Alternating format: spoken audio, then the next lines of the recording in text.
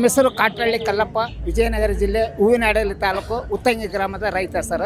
ನಾನು ಅಂತಾರಾಷ್ಟ್ರೀಯ ವಾಣಿಜ್ಯ ಮೇಳಕ್ಕೆ ನಾನು ಬೆಂಗಳೂರಿಗೆ ಅರಮನೆ ಮೈದಾನದಲ್ಲಿ ನಮ್ಮ ಸರ್ಕಾರದವರು ಇಲ್ಲಿಗೆ ಆಹ್ವಾನ ಮಾಡಿದ್ದಾರೆ ಸರ್. ಇವತ್ತಿನ ದಿನಮಾನಗಳಲ್ಲಿ ಮಧ್ಯವರ್ತಿ ಹಾವಳಿ ಜಾಸ್ತಿ ಆಗಿದೆ ಸರ್.